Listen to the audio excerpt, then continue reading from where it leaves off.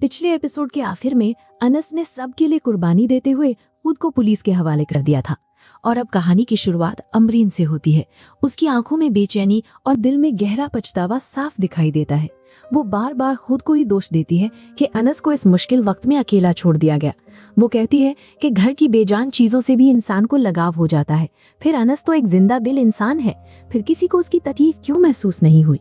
हर लफ्ज के साथ उसका दर्द और गहरा होता चला जाता है। उसे अफसोस है कि जब वो पाकिस्तान से वापस जा रही थी उस वक्त अगर अनस को भी अपने साथ ले आती तो शायद आज ये दिन कभी न देखना पड़ता। लेकिन उस वक्त उसके अपने शौहर ने इजाजत नहीं दी थी और उसने मजबूरन खामोशी इख्तियार कर ली। मगर रशीद की सोच बिल्कुल अलग होती है। उसके नजदीक अनस अपने ही घर में है, उसके अपने चाचा और दादा उसके साथ है, इसलिए इतनी फिक्र करने की कोई जरूरत नहीं। लेकिन अमरीन का दिल इस बात को तस्लीम करने के लिए तैयार ही नहीं होता। वो जानती है कि घर सिर्फ दीवारों का नाम नहीं होता, घर वो जगह होती है जहाँ इंसान को मोहब्बत और अपनापन मिले। और अनस को तो बचपन से सिर्फ जिम्मेदारियां मिली है, मोहब्बत बहुत कम। इसी दरमियान अमरीन एक और बात कहती है जो सीधा दिल को छू जाती है। वो कहती है कि उसे सबसे ज्यादा डर इस बात का है कि अनस के आसपास मौजूद लोग उसका सहारा बनने के बजाय उसकी जिंदगी और मुश्किल बना रहे हैं। और अब तो हद ये हो गई है कि एक बेकसूर लड़के को पुलिस स्टेशन तक पहुंचा दिया गया है। ये सुनते ही रशीद भी खामोश हो जाता है। उसे पहली बार एहसास होता है कि बात इतनी छोटी नहीं जितनी वो समझ रहा था। तभी अमरीन एक ऐसा फैसला करती है जो कहानी का पहला बड़ा मोड़ बन जाता है। वो फौरन पाकिस्तान जाने की जिद कर देती है। रशीद हैरान रह जाता है। वो समझाता है कि इतनी जल्दी टिकट मिलना आसान नहीं, सफर भी महंगा है और इतना बड़ा फैसला एकदम नहीं लिया जा सकता। लेकिन अमरीन के लिए अब पैसे की कोई अहमियत नहीं। वो साफ कह देती है कि वो किसी से 1 रुपया भी नहीं मांग रही। जो कुछ कमाया और बचाया है उसी से अपना सफर करेगी, क्योंकि इस वक्त उसे सिर्फ एक ही फिक्र है, अनस, और उससे भी ज्यादा अपने वालिद की। उसे डर है कि कहीं इस सदमे की वजह से उनकी तबीयत और न बिगड़ जाए। इधर पाकिस्तान में रात का सन्नाटा अनस के लिए और भी भारी होता जा रहा है। पुलिस लॉकअप की ठंडी जमीन पर बैठा हुआ अनस खुद से ज्यादा अपने दादा के बारे में सोच रहा होता है। उसे पता है कि दादा ने शायद कुछ खाया भी नहीं होगा और दादा अपने कमरे में बैठकर सिर्फ एक ही दुआ मांग रहे होते हैं कि अल्लाह उनके पोते को अपनी हिफाजत में रखे। इसी बीच दादा के सामने जब खाना रखा जाता है तो वो एक बिस्किट उठाकर मुस्कुराने की कोशिश जरूर करते हैं, लेकिन अगले ही लम्हे उनकी आंखें भर आती हैं। वो कहते हैं न जाने अनस ने कुछ खाया भी होगा या नहीं। ये सिर्फ एक जुमला नहीं था, ये उस बुजुर्ग का टूटता हुआ दिल था जो अपने पोते की भूख को अपनी भूख से ज्यादा महसूस कर रहा था। रात गुजर चुकी होती है, लेकिन इस घर में किसी की आंखों में नींद का नामो निशान नहीं होता। हर शख्स अपनी जगह परेशान जरूर है, मगर सबसे ज्यादा बेचैन वो बुजुर्ग हैं जिनके लिए अनस सिर्फ एक पोता नहीं बल्कि उनके मरहूम बेटे की आखिरी निशानी है। सुबह होने से पहले ही दादा की बेचैनी हद से बढ़ जाती है। वो अचानक अपने कमरे से आवाज लगाते हैं और मुरसलीन दौड़ता हुआ उनके पास पहुंचता है। पहले उसे लगता है शायद दादा की तबीयत खराब हो गई है, लेकिन अगले ही लम्हे दादा जो बात कहते हैं उससे पूरा घर खामोश हो जाता है। वो साफ अल्फाज में कहते हैं, पुलिस स्टेशन जाओ और अनस को वापस लेकर आओ। मुरसलीन उन्हें समझाने की कोशिश करता है कि अभी तो रात का आखिरी पहर है, पुलिस स्टेशन जाना ठीक नहीं, सुबह होते ही वो अपने दोस्त इंस्पेक्टर से बात कर लेगा। लेकिन दादा के सब्र का बांध टूट चुका होता है। उनकी आंखों में आंसू आ जाते हैं और वो लरसती हुई आवाज में कहते हैं, क्या तुम्हें अंदाजा भी है कि उस मासूम ने रात कैसे गुजारी होगी? न जाने उसने कुछ खाया भी होगा या नहीं। ये सिर्फ एक जुमला नहीं था, ये उस बुजुर्ग का टूटता हुआ दिल था जो अपने पोते की भूख को अपनी भूख से ज्यादा महसूस कर रहा था। फिर अचानक बात और गहरी हो जाती है। दादा मुरसलीन को उसकी जिंदगी की सबसे बड़ी गलती याद दिलाते हैं। वो कहते हैं कि तुमने अनस को कभी इस घर का बेटा समझा ही नहीं, कभी उसे नौकर बना दिया, कभी ड्राइवर, कभी माली, और जब जरूरत पड़ी तो उसी बेकसूर बच्चे को जेल भेजने में भी एक पल की देर नहीं लगाई। हर जुमला मुरसलीन के जमीर पर हथौड़े की तरह लग रहा होता है। वो सफाई देने की कोशिश करता है, कहता है कि उसने ये सब सिर्फ घर वालों और दादा की खुशी के लिए किया था, वरना उसके दिल में अब तक अपने मरहूम भाई मुज्तबा की पुरानी बातें जिंदा हैं। लेकिन दादा फौरन उसकी बात काट देते हैं। वो याद दिलाते हैं कि जो कुछ भी हुआ था उसने सिर्फ मुज्तबा का कसूर नहीं था, हालात ने उसे मजबूर कर दिया था। मगर अफसोस, उसकी सजा आज उसके बेकसूर बेटे को मिल रही है। कमरे का माहौल इतना बोझिल हो जाता है कि किसी के पास बोलने के लिए अल्फाज नहीं बचते। इसी दरमियान दूसरी तरफ यूनिवर्सिटी में भी अनस के दोस्तों ने हार मानने से इनकार कर दिया होता है। अहमर और उसके साथी एक जगह जमा होते हैं और फैसला करते हैं कि सिर्फ पुलिस पर भरोसा करना काफी नहीं। अगर वो वाकई अनस को इंसाफ इंसाफ दिलाना चाहते हैं तो उन्हें खुद भी कुछ करना होगा। एक दोस्त फौरन मशवरा देता है कि सोशल मीडिया का सहारा लिया जाए। आज के दौर में आवाज उठानी हो तो सिर्फ सड़कों पर नहीं, मोबाइल स्क्रीन पर भी उठानी पड़ती है।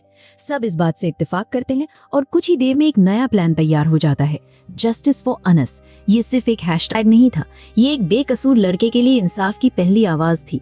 हर दोस्त वादा करता है कि वो इस मुहिम को इतना बड़ा बना देगा कि हर शख्स को सच का पता चल जाएगा। और दोस्तों, जब एक तरफ घर के बुजुर्ग अनस की सलामती के लिए दुआ मांग रहे होते हैं और दूसरी तरफ उसके दोस्त उसके लिए पूरी दुनिया के सामने आवाज उठाने का फैसला कर लेते हैं, जहां एक तरफ अनस पुलिस लॉकअप में अपनी जिंदगी की सबसे मुश्किल रात गुजार रहा होता है, वहीं दूसरी तरफ उसके नाम पर उठने वाली आवाज अब धीरे धीरे पूरे शहर तक पहुंचने लगी होती है। यूनिवर्सिटी के स्टूडेंट सिर्फ बातें करने तक महदूद नहीं रहते, उन्होंने फैसला कर लिया होता है कि जब तक अनस को इंसाफ नहीं मिलता वो चैन से नहीं बैठेंगे। इसी जज्बे के साथ सब मिलकर एक लॉयर से राब्ता करते हैं ताकि कानूनी तौर पर भी अनस की मदद की जा सके। हर किसी के चेहरे पर एक ही जज्बा नजर आ रहा होता है, एक बेकसूर दोस्त को बचाने का जज्बा। और शायद पहली बार अनस की जिंदगी में कुछ ऐसे लोग आए थे जो उसके ये बिना किसी मतलब के खड़े थे। लेकिन दूसरी तरफ मुरसलीन के घर का माहौल हर गुजरते लम्हे के साथ और भी बोझिल होता जा रहा था। इसी बीच अमरीन भी पाकिस्तान पहुंच जाती है। जैसे ही वो घर में कदम रखती है, उसकी नजर सबसे पहले दादा पर पड़ती है। दादा की हालत देखकर उसका दिल भर आता है। दादा की आंखों में नींद नहीं, सिर्फ फिक्र होती है। फिक्र उस अपने पोते की जिसे वो बचपन से अपनी औलाद की तरह पालते आए हैं। अमरीन उन्हें तसल्ली देती है कि अब वो आ चुकी है और अनस को वापस लाए बगैर चैन से नहीं बैठेगी। लेकिन उसके बाद जो बात होती है वो पूरे घर को आईना दिखा देती है। अमरीन सीधा मुरसलीन की तरफ देखकर कहती है, एक यतीम बच्चे के सर पर प्यार का हाथ रखते तो अल्लाह तुम्हारी जिंदगी बरकतों से भर देता, लेकिन तुमने उसके साथ वो सलूक किया जो दुश्मन भी शायद ना करे। ये अल्फाज सुनकर कमरे में गहरी खामोशी छा जाती है। कोई जवाब नहीं दे पाता, क्योंकि हर शख्स के दिल में कहीं ना कहीं यह एहसास पैदा हो चुका होता है कि अनस के साथ वाकई नाइंसाफी हुई है। लेकिन मुरसलीन अब भी अपनी सफाई देने की कोशिश करता है। वो कहता है कि उसने अनस को कभी तकलीफ देने का इरादा नहीं रखा, जो कुछ हुआ हालात की वजह से हुआ। मगर अमरीन फौरन उसकी बात का जवाब देती है। वो कहती है कि कपड़े दे देना, खाना खिला देना और छत दे देना ही किसी यतीम का हक अदा कर देना नहीं होता। असल जरूरत मोहब्बत, इज्जत और अपनेपन की होती है। ये बात सुनकर दादा की आंखों से आंसू निकल आते हैं। शायद उन्हें भी महसूस होने लगता है कि जिस घर को वो हमेशा एक मजबूत खानदान समझते रहे, उसी घर में एक बच्चा सालों से तन्हा जिंदगी गुजार रहा था। लेकिन असली ट्विस्ट अभी बाकी था। इसी वक्त मुरसलीन के दोस्त और पुलिस इंस्पेक्टर का फोन आता है। उसकी आवाज पहले से बिल्कुल मुख्तलिफ होती है। वो बताता है कि यूनिवर्सिटी से ऑफिशियल कॉन्फर्मेशन मिल चुकी है। एक्सीडेंट के वक्त अनस कैंपस के अंदर मौजूद था, यानी अब ये बात लगभग साबित हो चुकी थी कि अनस बेकसूर है। लेकिन सिर्फ इतना ही नहीं, इंस्पेक्टर एक और खबर देता है जो मुरसलीन के होश उड़ा देती है। यूनिवर्सिटी के स्टूडेंट पुलिस स्टेशन के बाहर जमा हो चुके हैं। हाथों में प्लेकार्ड्स हैं, जबान पर सिर्फ एक ही नारा, जस्टिस फॉर अनस, और उनके साथ एक लॉयर भी मौजूद है। अब मामला सिर्फ एक फैमिली डिस्प्यूट नहीं रहा, अब ये केस आवाम के सामने आ चुका था। इंस्पेक्टर साफ कह देता है कि अगर अनस को फौरन रिहा ना किया गया तो फिर असल जिम्मेदार को गिरफ्तार करना पड़ेगा।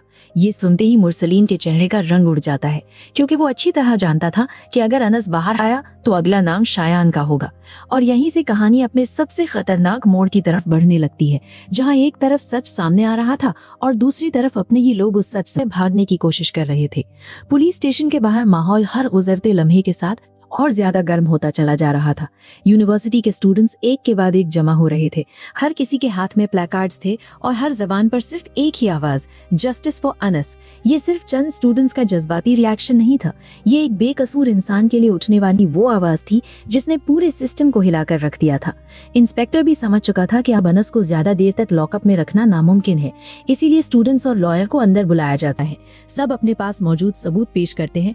वो बताते हैं कि एक्सीडेंट के वक्त अनस यूनिवर्सिटी कैंपस के अंदर मौजूद था। उनके पास आई विटनेस भी है और यूनिवर्सिटी का रिकॉर्ड भी। हर बात सिर्फ एक ही सच की तरफ इशारा कर रही होती है कि अनस को जानबूझकर फंसाया गया है। लेकिन इसी दौरान एक ऐसा मंजर देखने को मिलता है जिसकी किसी को उम्मीद नहीं होती।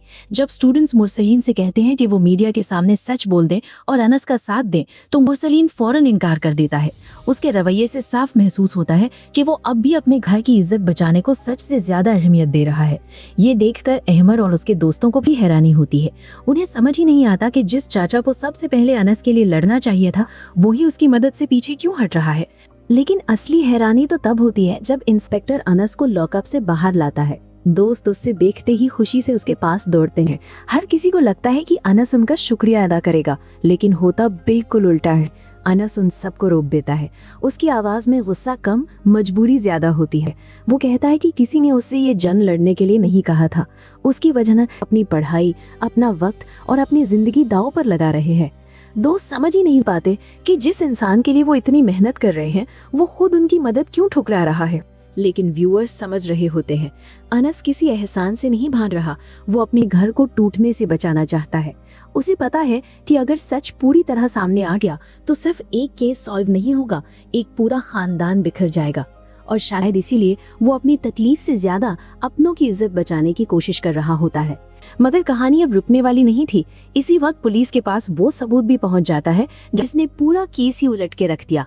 सीसीटीवी फुटेज साफ दिखा देती है कि एक्सीडेंट के वक्त गाड़ी का ड्राइवर अनस नहीं था। अब किसी के पास झूठ बोलने की गुंजाइश नहीं बची। इंस्पेक्टर फौरन फैसला करता है। अनस को रिहा कर दिया जाता है और असली मुलजिम को गिरफ्तार करने के ऑर्डर्स दे दिए जाते हैं। कुछ ही देर बाद पुलिस सीधा शायान के पास पहुंचती है। अब तक जो लड़का खुद को हर मुश्किल से बचा समझ रहा था, उसके चेहरे का रंग एक ही पल में उड़ जाता है। ना उसके पास कोई बहाना बचता है, ना कोई रास्ता। पुलिस उसे सबके सामने गिरफ्तार कर लेती है। ये मंजर देखकर घर वाले भी सन्न रह जाते हैं। जिस साजिश से वो अनस को बचाने के बजाय उसे कुर्बान करना चाहते थे, आखिर वही साजिश उनके अपने घर तक वापस आ पहुंचती है। और दोस्तों, एपिसोड 4 यही एक बहुत गहरा मैसेज देकर खत्म होता है। सच को चाहे कितनी देर के लिए छुपा लिया जाए, लेकिन एक ना एक दिन वो अपना रास्ता खुद बना ही लेता है। अनस ने पूरे वक्त न चीख कर अपनी सफाई दी, न किसी का नाम लिया, न बदला लेने की कोशिश की। उसने सिर्फ खामोशी से हर दर्द सह लिया, लेकिन उसकी अच्छाई के लिए उठने वाली आवाजों ने आखिरकार सच को सबके सामने ला ही दिया। अब सबसे बड़ा सवाल ये है, क्या शायान अपनी गलती की सजा भुगतेगा? क्या मुरसलीन को अपनी नाइंसाफी का एहसास होगा? और सबसे अहम, क्या अनस कभी इस घर को दिल से अपना घर मान पाएगा, या उसके दिल के जख्म अब कभी नहीं भर पाएंगे? इन्हीं सवालों के साथ एपिसोड 4 अपने इख्तिताम को पहुंचता है, लेकिन असली इम्तिहान अब शुरू होने वाला है।